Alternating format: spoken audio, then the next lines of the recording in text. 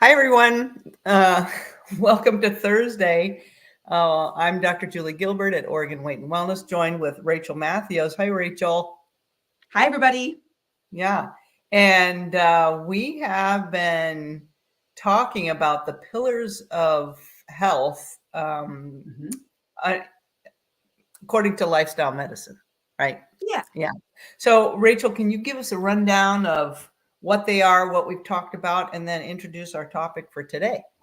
Absolutely. Absolutely. So Dr. Gilbert and I are working through a series we call Diet Mentality versus Lifestyle Mentality. And we're really trying to separate those out and give you some language around it and permission to choose lifestyle mentality and turn away from diet mentality. There's a different way to do it. And one of the ways we're doing that is with describing the American College of Lifestyle Medicine's pillars of health. Now, there's lots of different pillars, and you could think of your health and well-being in a lot of ways, but they've categorized it with 6 categories and potentially a 7th. And I heard another podcast the other day, and it sounds like it's moving that direction. Okay. So the 6 pillars are, in no particular order: community, or that connection with self and with others, love, so to speak, exercise, nutrition, stress, sleep, addiction or avoidance of risky substances. And the 7th that they're potentially adding is nature. So those are the 7. Well, yeah, we're going to go through all 7, I think. And today we're on number 3, which is the topic of exercise. Right. Awesome. Thank you. Yeah, exercise. Sometimes people look at you. I don't know how you've encountered that, or what we sometimes we think of exercise as a dirty word. Yeah. Yeah. Right. Very true. Yeah. And Rachel, I think that comes with that diet mentality. I think so. Yeah. I think so. It's because that's what we've been told. Eat less, exercise more. Have some willpower, for heaven's sakes. Right. What we're told. Yes, exactly. So we come by this honestly, maybe, that we kind of have this negative attitude toward exercise. Right. Yeah, it's the same way where sometimes when I'm thinking about food, I like to call it nutrition or nourishment as opposed to food. Because there are some words that were strongly used in the diet mentality, in the diet world, of bygone eras. Now we're moving forward without that, right? That are kind of, I hate to use the word triggering, but they are a little triggering. It's like, you should exercise more. You're supposed to exercise, or do you exercise? And it's just kind of this word that's got, for many people, a lot of negative connotation, and for some people, I don't exercise. I won't exercise. I hate exercise. Right. And it comes with a lot of strong stories that sort of have been defining. Yeah. Right. Or I can't exercise. I can't exercise. Yeah. Right. So, so what else should we call this? I think you and I do a pretty good job of talking about movement, right? Moving your body. Okay. So what kind of movement are you getting in a day? Sometimes I talk this is kind of a clunky way of saying it, but not being sedentary, or the opposite of sedentariness, a not sedentary lifestyle. Yeah. Right. Because sedentary is really a newer, within the last 100 years kind of a thing, even probably 50.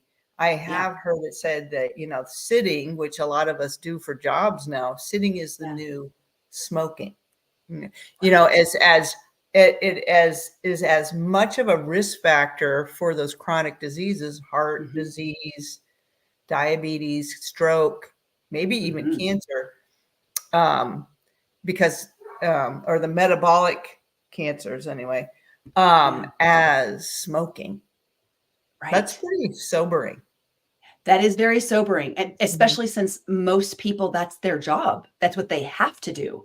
Sit at a desk and work, or be sedentary. They're not working a farm. They're not running around a store. They're maybe, they're not building a house.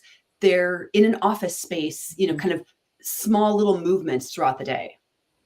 Yeah, me too. Yeah. Right. So, that's another way I think that it's really helpful to think about exercise, Mhm, but more about movement, like the mhm, opposite of the sedentary lifestyle. I want to mhm. I want to try to make my lifestyle more of a moving. Our bodies were literally created for movement. Ask Wow. any scientist. What? That's why we've got joints, right? Oh, yeah. Yes. And when they do the research and they look at, a sedentary lifestyle versus a moving lifestyle, Mhm, everything is better in a mm, moving lifestyle. right. All parameters, mental health, Mm. gut health, physical Yes. health, bone health, Right. metabolic, I mean, all of it Yeah, improves with yeah. exercise. Great point, Rachel, because Mhm. that really helps me kind of change from diet mentality. I'm Yeah. exercising for weight loss, which, by the Mhm. way, not super helpful for, right? No. Yeah, Mm-mm. not super. No. I am exercising for my lifestyle, for my health, for exactly what you said, and I Yeah. think it's worth repeating for my mental health because, gosh, I get some natural, um, um, you know, neurotransmitters that Yeah. happy The happy neurotransmitters. hormones. Yeah, I get some Mhm. a natural burst, and actually, exercise helps my sleep. Exercise Mhm. helps my joints and my bone structure and Yeah. my heart and my lungs. I mean, every organ system of the body is benefited by exercise. Mhm. When they look at the dose, and the correlation, Mhm, 30 minutes of brisk walking mhm. is as effective, if not more effective, than some antidepressant medications. Right. Yeah. Whoa, that's a Right. prescription. Yes. Walk for 30 minutes, you will get the same dose response. You will get a similar response as you would Mm, from not and now I don't know if it's all antidepressants or all right. anti-anxieties, but if some of the antidepressants, it's just Right. as effective. Yeah. Whoa, Pretty that's cool. powerful. Very powerful. Yeah. Yeah, moving your Mhm, body is powerful and for mhm, so many reasons. But Rachel, I know that, when I read through statistics, it might be mhm, 20% of us or 1 in 5 people are getting mm, that recommended 30 minutes yeah, a day. Yeah. right. Mm. And if movement is medicine and it can Mhm, heal and do all these things, then what is not moving creating? What's it mhm. doing? Those Right. are that's a sobering statistic. Mhm, That's mhm. and Yeah, it's so it's what it's what important are to what are address. some exactly. Yeah. Yeah, right. It's important to address, and maybe we can think about it as those Mhm. barriers. What are the barriers? Yeah. Yeah. What are the barriers? Mhm. So you mentioned Mhm. I can't, I won't, Yeah. Yeah. time. There's a lot of Mhm. time constraints people have. Um, and I don't like. So sometimes, Mhm. with the I don't like what Mhm.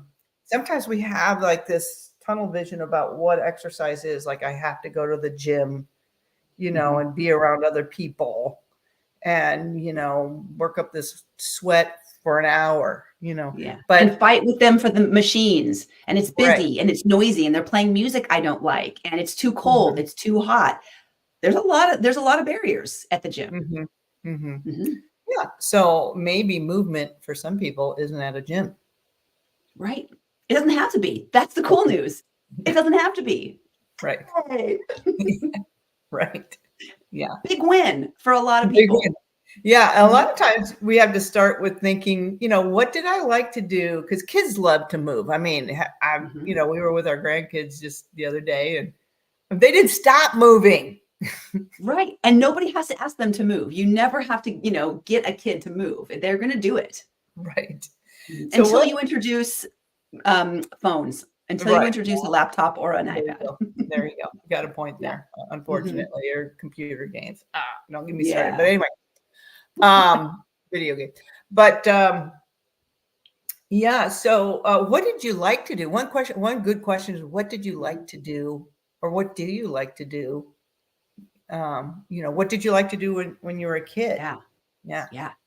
Hmm. What did you spend your time doing? What felt like a celebration of your body? A celebration of what your body can do? What Hmm. kind of like gave you that that like feeling of freedom. My mom loved to bike ride as a kid. Mm.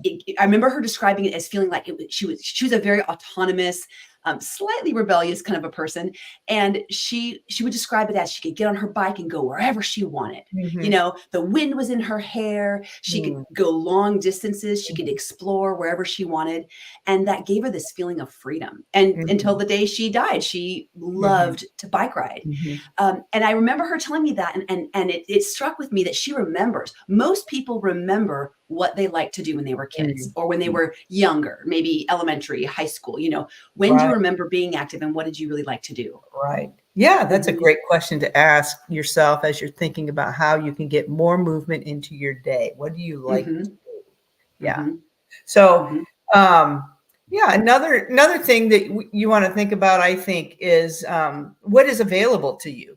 You know, Yes. yeah.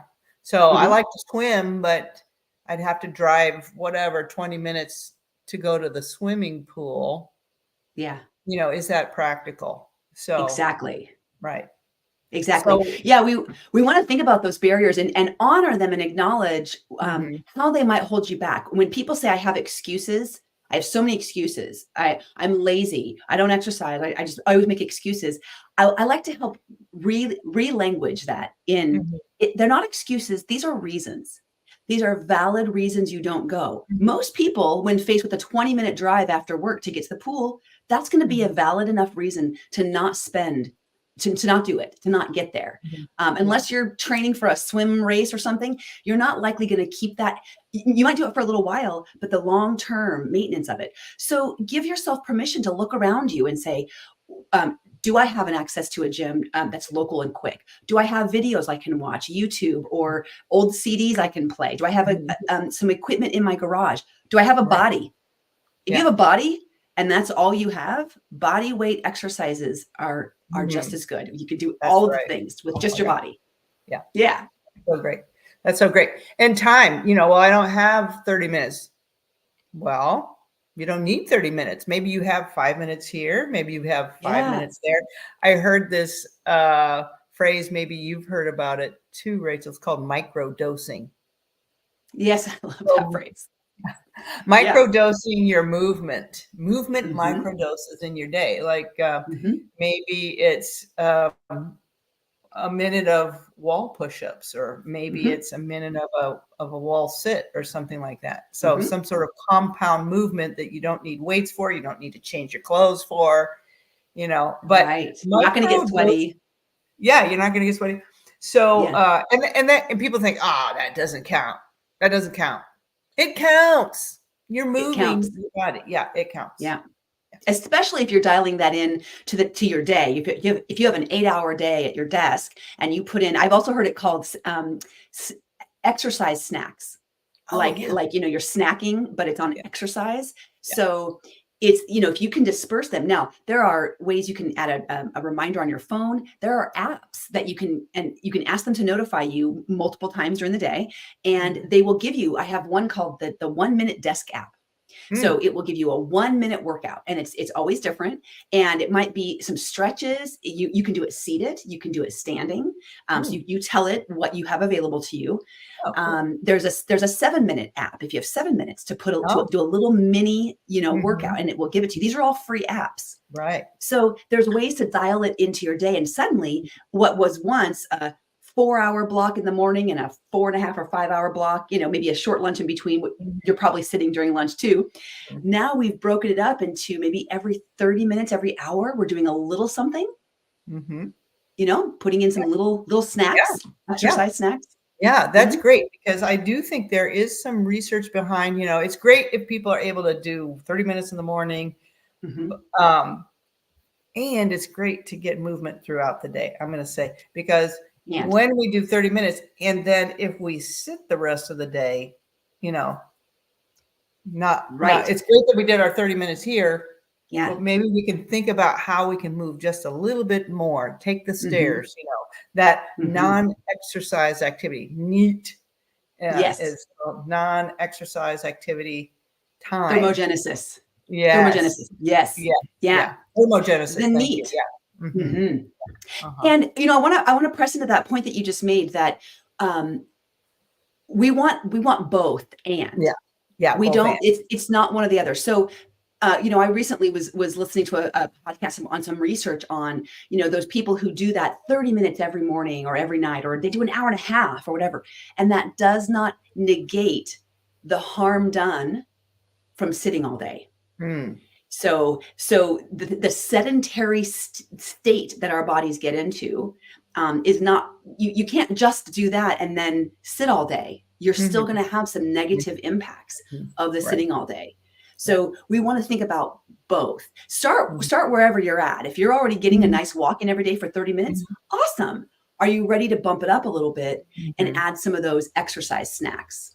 Or maybe you're already up and you're moving quite a bit for your day, but you really need to get that 20 or 30 minute, kind of walk or treadmill or bicycle or something. Yeah. Right.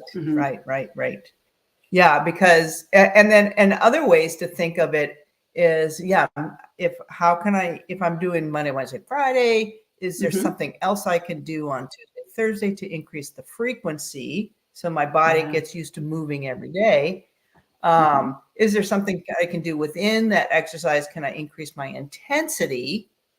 Right. And those, so increasing the intensity of whether it's more weight or faster walking, getting your heart rate up a little bit more, that actually is helpful without having to add more time. Right. Yeah. You get a little bit more bang for your buck. Right. Yeah. And but then all forms. Oh, I was going to say all forms are important. We want a little bit of that moderate intensity. We want a little bit of it of high intensity if possible. And we want some strength training. So, I mean, if we can talk about the recommendations, I want to let you get to what you were going to say there, but maybe we should get to that kind of the generalized recommendations so we know where we're headed. I know. What's the best exercise, right? And there, you hear arguments about, well, it is strength or cardio or zone 1 or zone 3 or whatever zone. Yeah. So, I mean, the best exercise is the exercise you're going to do, right? Yep. First and Start foremost. there. Yeah. First and foremost. Yes. If you're not exercising, just start doing something. Yeah. That's it. Yes. Yeah. And then I think you're absolutely right, Rachel. It's you have to, our bodies will function best if we do a little bit of everything, a little cardio, a little resistance. We need both. Maybe it really depends on what stage of life we're in. Maybe it really depends on what our goals are. It might depend on what certain conditions we're already maybe dealing with a little bit, as to what what you're going to add first. But you want to, obviously, if you have knee arthritis, you're not going to start with squats. Right. Right. Yeah. And you may never be able to do a squat again. If you've had knee surgeries or something, if you have an injury, there are certain things you won't or probably shouldn't do, right? That aren't appropriate for your body. Right. Find the things that you can do. And, I think we missed where we should have started with, which is really about the lifestyle, is why do you want to exercise? Oh, love it. Why do you want to move? Not because we're talking about it. And not because there are recommendations, not because you should. Why do you want to exercise? What's in it for you? Yeah, what's in it for me? Are you asking me, Rachel? I'm asking you. Yeah. Well, I just know that I have more energy, more sustained energy throughout my day when I start my day with moving my body. So, yeah. And then I'm not plugging into kind of artificial energy as much, like caffeine. I don't need a caffeine boost, mid-afternoon. I'm happy to say, when I start the morning. And then and then as I'm getting older, I think I think I'm able to keep up with my kids and my grandkids. So that's a Yeah. big motivation for me. Keep moving. Yeah. Keep moving. To, Yeah. to keep moving, not just start, but to keep moving. Mhm. And that's your why, right? And if we talk about this for a few more minutes and I got into real coach mode, we might dig even deeper into Mm, why, my next question would be, well, why do you care? Why do you care about that? Why do you care mm, about being mobile for your kids and right. why does that matter? It seems obvious when someone says, "Oh, I want to be around for my kids." That seems obvious. I think we can all kind of infer what that means. But really, Mm, when you ask yourself that mm, next level, if you have to clarify for yourself and really put language to it, mm, it hits a little bit deeper. We mm. we start to hit a little emotional piece, Yes. and suddenly it's a little bit more important and a little bit more Mhm. valuable. And then I might, whatever you answer there, I might say, and why is that important? Ooh, Mhm. you're making me work. How many clients do I hear say, Rachel, these are hard questions. You're making me work. I'm like, yeah, I need you to work for this because I need you to connect to it. I need it to connect in a way that means important for you, not I have to work, exercise, or I should, or there are Right. all these rules about it. It Right. now becomes ownership, identity. Right. I move my body because, and I Mhm. want to. I choose Mhm. it. Yeah. Yeah. Yeah. Yeah, I just have valued my time so much because it's my time. I enjoy exercising with other people, but I really Mhm. enjoy being by myself, whether Mm, I'm listening to some music or I'm just kind of working through something in my brain. yeah, Um, it's a special kind of almost sacred time for me. I agree. I Mhm. agree. Yeah, Mhm. it's almost like escape. Yeah. When I yeah, when I think about it, sometimes it's like, oh, finally, I get to escape. Mhm. Yeah. Mhm. Yeah. So And that sometimes it's that strength, that feeling of being so strong, Mm, feeling when you feel your body change or grow, or you're sore the mhm, next day, you're like, yeah, mm, that feels empowered. There's something to that too. So that mhm, might inspire people to mhm. move a Yeah, little bit more, yeah. that feeling of getting stronger. Right. And I'm Hmm. gonna go to kind of the opposite of that a little bit Mm, about, pain. Sometimes we don't yeah. exercise because we're afraid of pain. Yeah. And recently I hurt my foot or whatever. And I kept going. I kept doing my little run or whatever you want to call it, my little hit thing, and changed my shoes, this. But then I was like, oh my goodness, what if I can't continue Mm, to move my body in this way? Then what? mhm. Yeah. So thankfully, I have somebody who shall remain nameless, Rachel, who said, well, what else could you do? Anyway, well, I have a bike. And Yeah. so I set up my bike Mhm. and it's working like a charm. So Mhm. yeah. So anyway, the injury is another thing Yeah. that comes up, and we have to think Mhm. about maybe pivot a little bit and not be afraid to go get help when that happens. Yeah. Yeah. And not stop.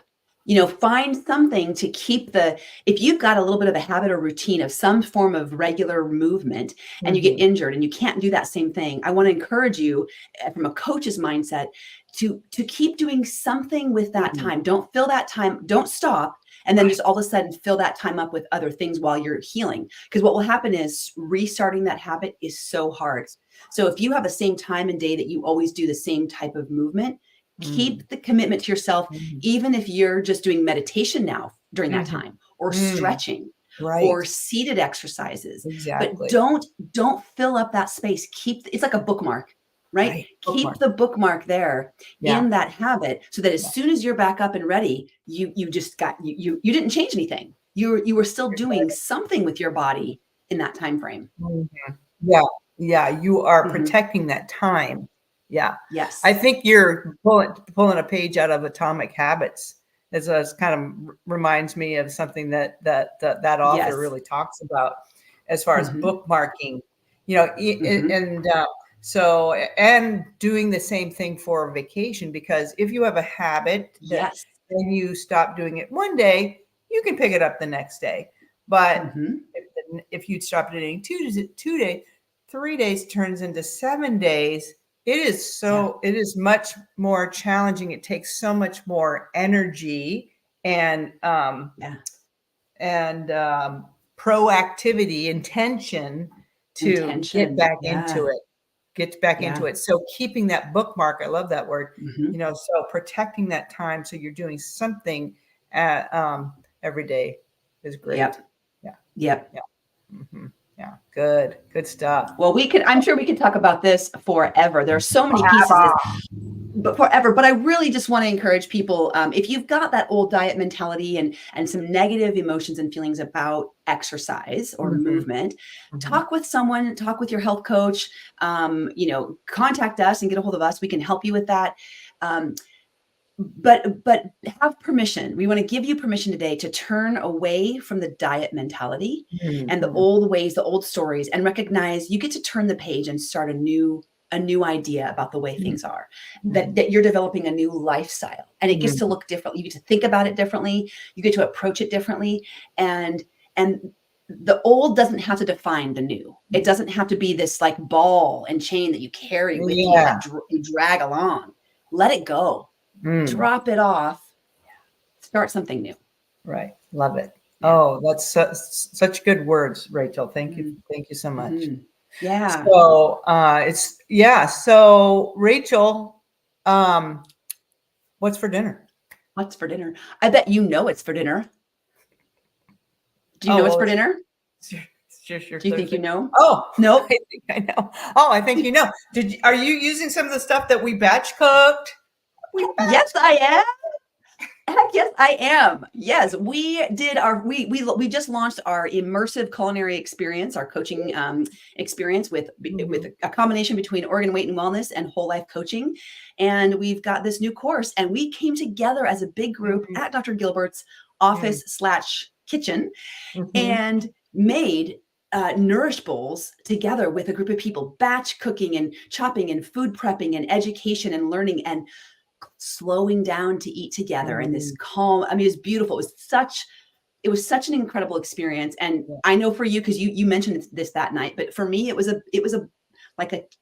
was a goal of mine, a dream of mine to do something like this. Yeah. And we did it. We started it. And so we made so much food and so much prep food that not only did we all eat dinner that night, everyone got to take home food for lunch or dinner the next day. And I took home a bunch of stuff, and I ate it for lunch and dinner yesterday, and I'm eating it. My husband's eating it for lunch today. I'm going to eat it for dinner tonight. Like it's awesome. It's like the best to have, I don't have to think about it. So I'm making another bowl, another Nourish bowl. Same. Yeah. Yeah. So good. Yeah. And here's what's cool about it.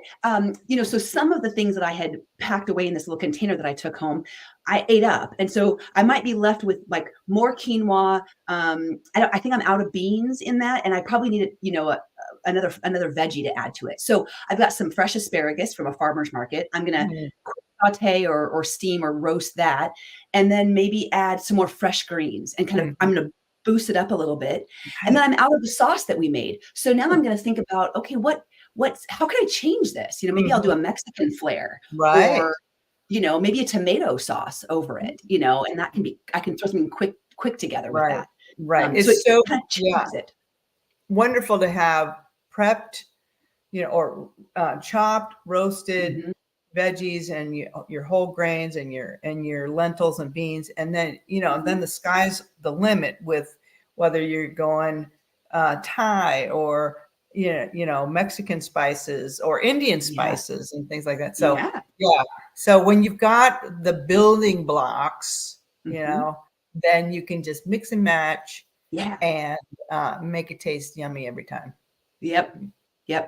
Love it. And speaking of, I mentioned the farmer's market, I committed last week to going, and I did. You did? Oh, my dad and I went to Peoria farmer's market, and I loved it. I was like, okay, here's the start of a new commitment. They don't have, this time of year, there's not a lot coming fresh off the local farms, but there was rutabaga, turnip, parsnip, and asparagus. And then I got some local honey. So I'm excited about what I got. Good for you, Rachel. Yay. I did it. Yay for you. You did it. All right. Awesome.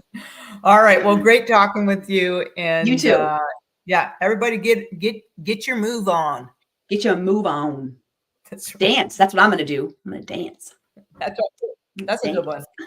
That's a good one. Okay. All right. We'll talk to you later. Bye, guys.